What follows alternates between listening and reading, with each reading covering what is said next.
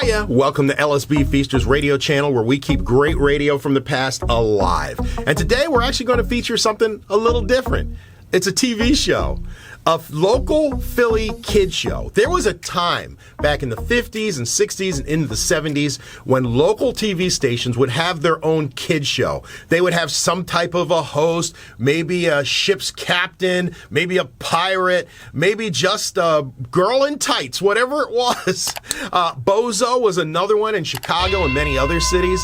In Philadelphia, we had a guy named Captain Noah hosting his show, Captain Noah and his Magical Ark. This show ran from the late 60s until the mid-90s. So if you don't know what it was like to watch local kids TV back in the day, here you go.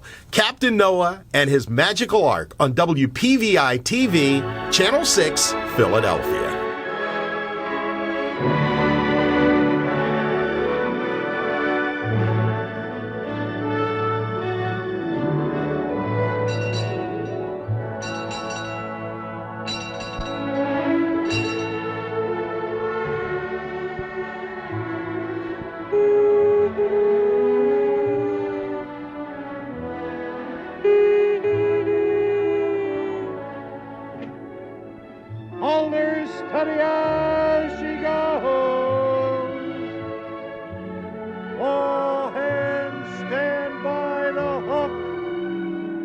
Captain Noah and his Magical Ark. All aboard!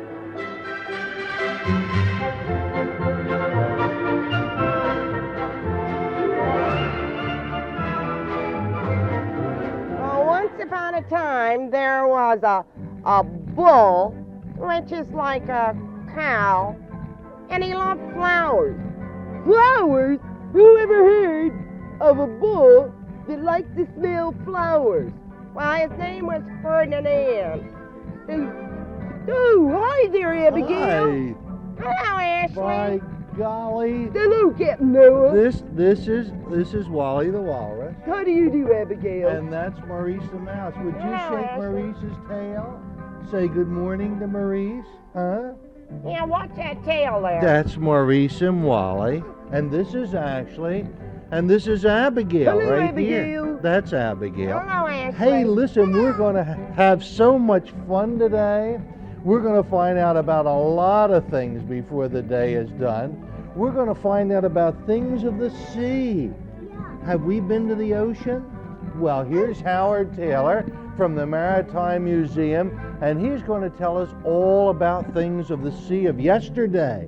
And if that doesn't boggle your mind, we're going to find out about Ferdinand the Bull and about all kinds of reading things. Do you like books? You like books? Yeah. We're going to find out about reading things today with Carolyn Field from the library. Have you ever met a little billy goat? Remember that song, Once There Was a Billy Goat, He Was Old Enough to Vote? Well, here's a billy goat, and he has whiskers on his chin. Yeah, say hello to the billy goat. Pet the billy goat. Oh, that's very good. Very good. Well, if you think that's something, we have Dick Cooper here today, who's an old friend of yours from the Philadelphia Zoo. And if that doesn't boggle your mind, we have the Archipolitan Players. And you know who runs the Archipolitan Players? It's a lady by the name of Mrs. Noah. Yes, like grandmother does that. And Missy Lane, and you know Missy Lane, she's here today. And we have Woody Kalehoff floating by on the organ. We have Art Moore in there pushing the buttons before he goes on vacation. Why, we're going to have so much fun today, I just don't know what to do.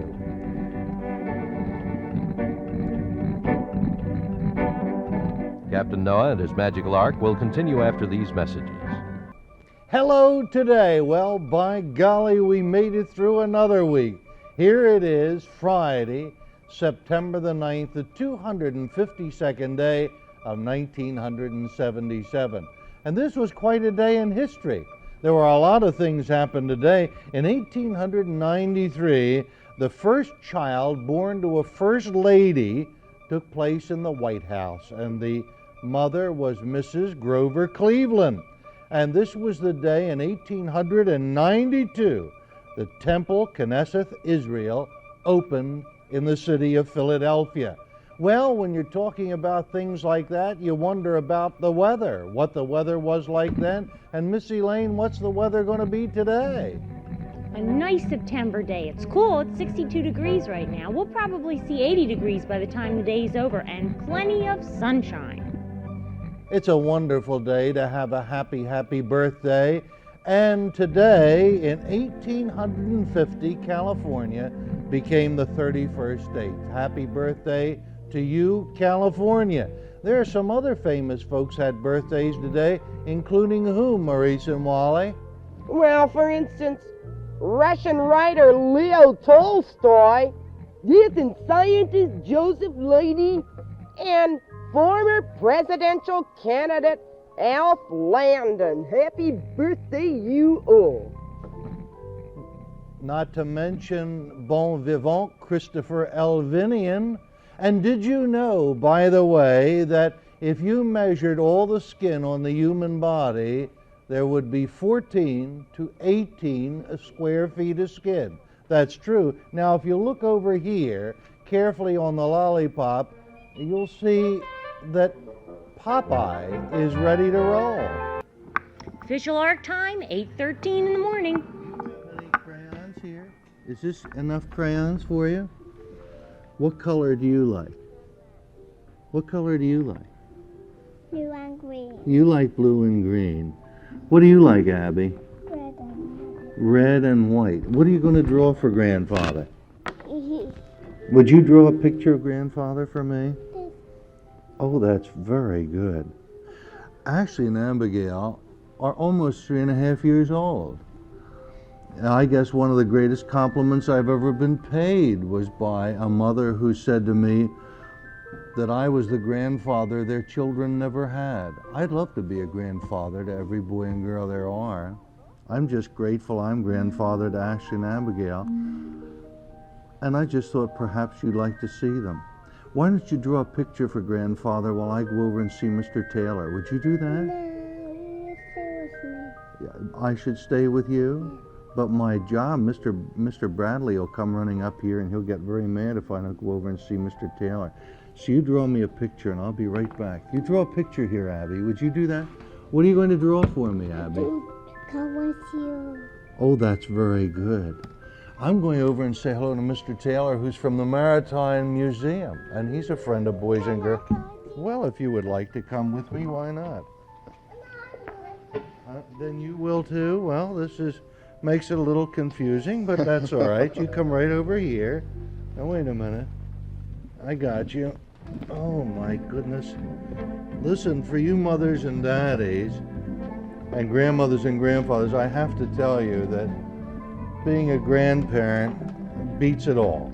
Come on over with me. Hi, Howard. Good morning, Captain. Now, you have a lot of children come down to the Maritime Museum, don't you? We do indeed. Could I move this down just a Sure. smidge here, right here? Here, wait, you sit here. Because I'm going to show you some things. Don't move. There, I'm going to put you right here, okay? What is this? Well, that's called a chevaux de frise point. Do you know what a chevaux de frise point Chevaux is? What is it? Well, it was used 200 years ago to help defend the Delaware River from an invading army. How did that work? Well, it looks like a giant spear point, and that's exactly what it was. There was a log behind this, about 65 feet long, and it was put in the water at an angle like that, and you can see it would be a pretty effective barrier to any ship coming up the river. These young ladies are from England, aren't they? They very, are. very welcome guests. Well, Yes, you know, they are. 200 years ago, Philadelphians were very nervous about 12,000 unwelcome guests from England. An invading army from England. 12,000 other English people came here? What is all this bric-a-brac? Well, these are all objects from everyday life in Philadelphia 200 years ago. This is a very typical clay pipe. You'll find these on archaeological sites where people lived in that period by the thousands, usually broken, but as you can see, this is in very good shape. How about that? This is a padlock that was used 200 years ago. We have, looks like a belt buckle. It's a shoe buckle. They used to wear buckles on I their like shoes. that. I like that. And the reason I have all these objects here, Captain Noah, is we have a very special exhibit at the Maritime Museum about the defense of the Delaware River 200 years ago. The Maritime Museum is located At 321 Chestnut Street. 321 Chestnut Street, right here in Philadelphia. And it's a place that has all the things about boats. You know all the boats that we saw down at Ocean City? Well, this has all about old boats down there.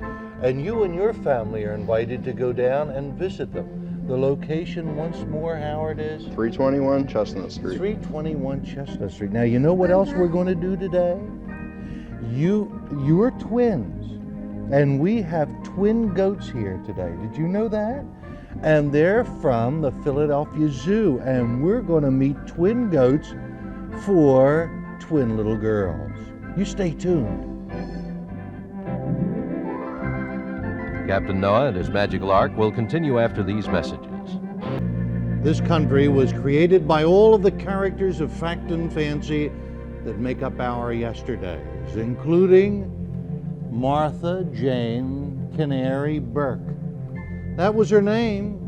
She was born in Missouri in 1852. In 1864, as the shadows of the final days of the Civil War were counted down, she and her family moved to that wild frontier town of Virginia City.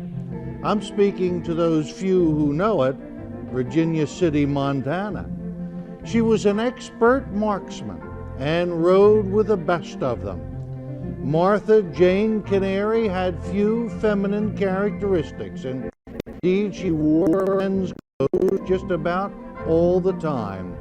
By 1867, both of her parents had died, and she roamed around Virginia City, Montana, shooting it up with the best of them. In 1870, she went to Wyoming. We're told that she was a cavalry scout for Custer and Miles. Well, that's what the rumors are. There's nothing to prove whether it was true or not. But we do know in 1875, she tagged along with the Newton-Jenny expedition into the Black Hills when a place called Deadwood Gulch in South Dakota became incorporated with all of the tiny mining developments round about it, and she became a fixture right here in Deadwood, South Dakota. Now that's a picture of the main street, and that's just what the main street looked like in the days of Martha Jane Canary, when she was a companion to Wild Bill Hickok, who walked down these very streets. She got a nickname during those days. Yep, the men in this ribald town came to call her Calamity. Now, we don't know why she was called Calamity. Well, it was because she always warned the men before she tried to stab him, or whether she was called Calamity because she was such a big help during the smallpox epidemic in 1878. We do know that for a while she was the postman, and the only postman in Deadwood, South Dakota.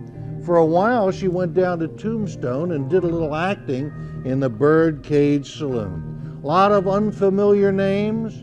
Well, there's a lot of folks have seen those places, and maybe someday you will too. In 1891, she went to El Paso, married a guy by the name of Clinton Burke, who walked out on her the day after their wedding.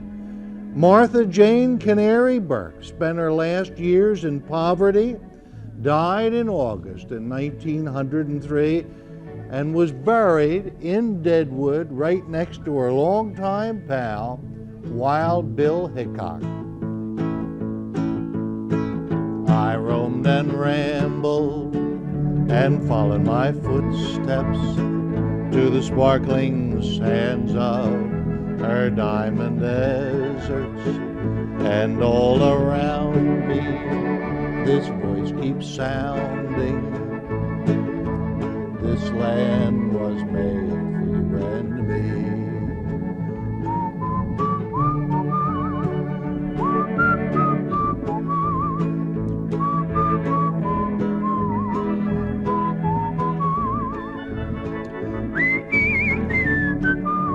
Captain Noah and his Magical Ark will continue after these messages.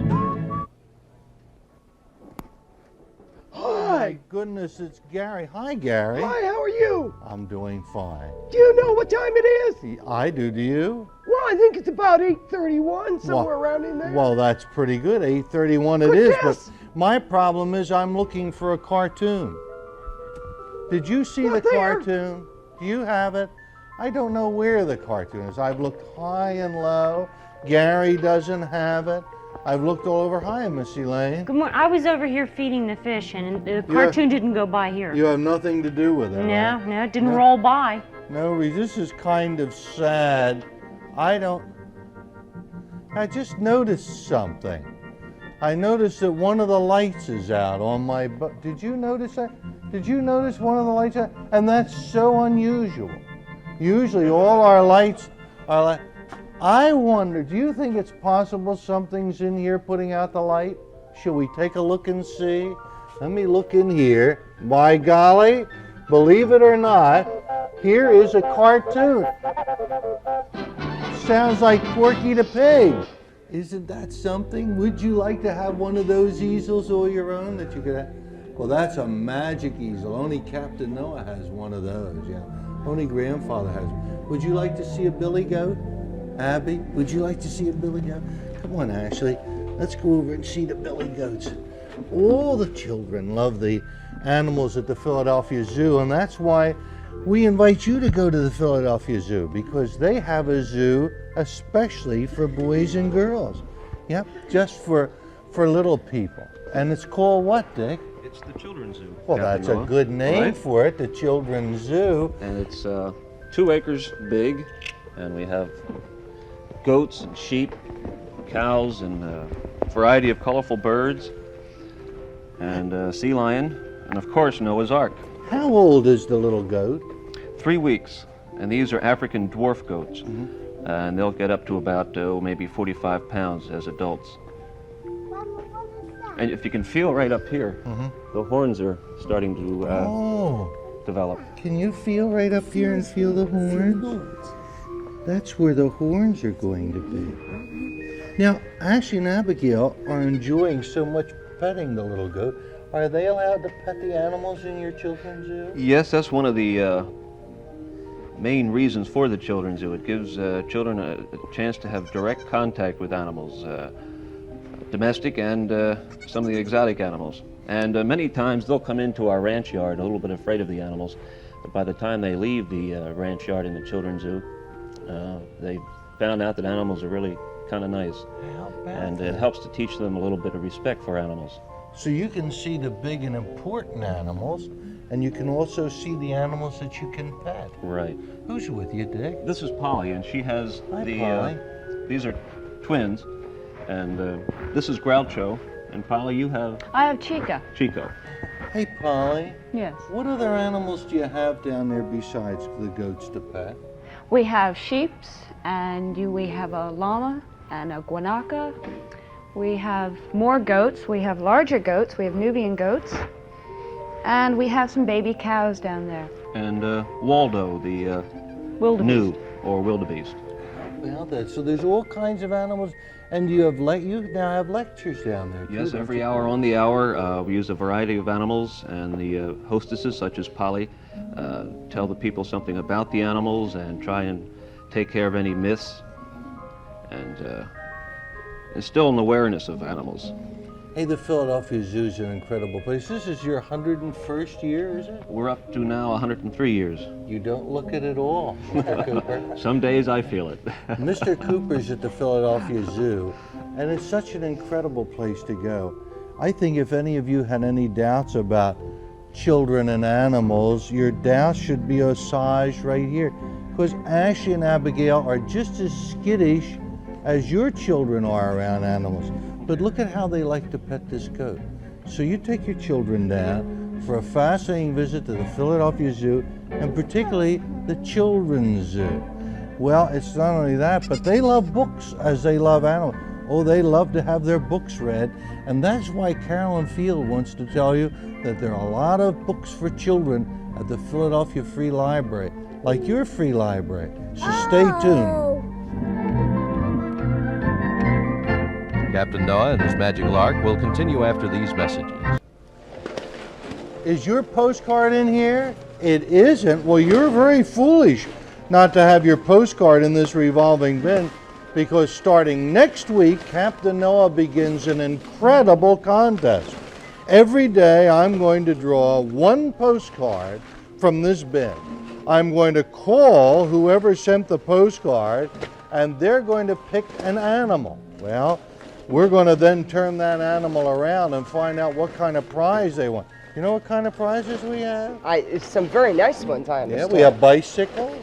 You're kidding. We Bikes? have communication sets. Oh. We have a whole ice cream parlor. And dolls. We have all kinds of incredible dolls. Dolls. So some lucky boys and girls have already sent their cards in, and I think perhaps we'll get some of the letters in here. Golly, if your letter isn't in here by Monday, don't forget, all you need to do is send a postcard. If you're going to send us an envelope, now here's one we won't be able to use. Uh-oh. Because see, it's inside. We don't have time to open up the envelope. So if you send us an envelope, make sure that your name and address and telephone number is on the outside. There you are. Now there it is. Look, there's an envelope, right? And on the other side is the name, address, telephone number, and their favorite animal. And you can either send an envelope, send a postcard, and put down whether you like an elephant, a giraffe, a lion, a bear, a monkey, or an alligator. I like this one. My goodness, there's a picture of a couple of members of our crew right on the postcard. And you send in, because Monday we're going to start to give away prizes. And we're going to have a grand prize when we're all done that's going to be just in time for Christmas. You have 13 weeks. How many postcards can you send in? I keep forgetting. 1 million if you want to, as many as you want. As many as you want. Well, there's still a lot of room for you to be a winner in Captain Noah's internationally famous Parade of the Animals Super Contest Draw. Get your cards in today. I have the opportunity to meet a great many of my friends out in Westchester tomorrow. I'm going to be out at the Channel Homes Center there on Westchester Pike. That's 1115 Westchester Pike in Westchester. And I'll be there tomorrow, Saturday, from 11 in the morning until 1 o'clock. So I'll look for you tomorrow, because I'm going to have pictures and an opportunity to say hello to all my friends out in the Westchester area. Have you ever heard of our friend Robert Lawson? Well, he was a friend of children.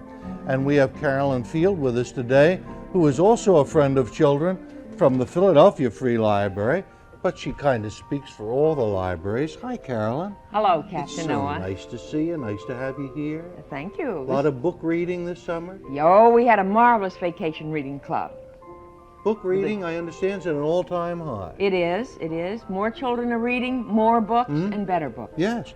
I sometimes wonder about, I know television's criticized for all the negative things, but it's interesting too, people should realize that book reading isn't dying out. No. It's an increasing activity. Yes, I it think is. that's important. Who was Robert Lawson? Well, Robert Lawson was one of the great authors and illustrators of children's books. He's probably one of the most beloved, and he is the only author and illustrator of children's books who has won 2 medals, the 2 great medals. One, the Caldecott Medal, for his illustrations in They Were Strong and Good, and the Newbery Medal for his text for Rabbit Hill, which is the name of his home in Connecticut. So he's won 2 medals, and we're having an exhibit of Robert Lawson's original artwork and his books, and your opportunity to read his books at the Philadelphia Free Library down there on Logan Circle. That's right. And when does it begin? Today. This is the opening This is day. your chance Isn't that to get exciting? there? Yes. And I understand you get a free gift. Is Well, that true? you get a chance to look at the things, and then in November, we're having a program for adults. And the adults will get a chance to receive a keepsake about Robert Lawson. Now this is some of his illustrations. This is Dick Whittington and his cat. Now look at this. Now there are some typical of some of the things that Robert Lawson did. Perhaps you have a book of Dick Whittington and his cat that would have a picture such as this in there, done by Robert Lawson. When did Mr. Lawson die? He died in the late 1950s. And you know, Captain Noah, in the exhibit we have little iron animals, rabbits and other animals that he had in the grounds of his home in Connecticut. Today's been Animal Day, so this is a perfect day to talk about Robert Lawson. Yeah, and so he not only drew pictures, but he drew of things that he loved. That's right. I've always liked this book, Ben and Me, and Robert Lawson did all the illustrations, that fantastic and fabulous book. So if you have a copy of Ben and Me, you go look. If you have a copy of the book Ferdinand and the Ball that he did with Leaf. That's right, Monroe Leaf wrote the Monroe story. Leaf. You'd have, so look at your children's books. See if you have the name Robert Lawson down there as an illustration of some of the things that were done. I just hope everybody's going to come. How long does the exhibit last? This will be on until December 4th, and I hope they'll come and see the exhibit and borrow his books. December the 4th. I'll tell you what, the good way to begin becoming a Robert Lawson and have Carolyn Field come to talk about you is to do some artwork and send it to Captain Noah. So, send your pictures to dear old Captain Noah. Send today, send right away. Send your pictures to dear old Captain Noah. You'll hang them high in the TV sky. Send your pictures to dear old Captain Noah. Your colored pic will do the trick. Send your pictures to dear old Captain Noah. Be a joy. Captain Noah and his Magical Ark will continue after these messages. I rarely get personal on my program, and I think I have a right to, because a lot of people like to meet my family. Mrs. Noah really is Mrs. Noah, and these are my grandchildren. And with me today is my beautiful daughter, Pamela, and she is a beauty. That's because she's like her mother. And our son-in-law who stole my daughter's heart and took it to England, Ian Cowie. You have a family too, and I hope your family has as much love as our family does. Red and yellow and pink and green, purple and orange and blue. I can sing a rainbow, sing a rainbow, sing a rainbow too. Listen with your eyes, listen with your eyes, and sing everything you see. You can sing a rainbow, sing a rainbow, sing along.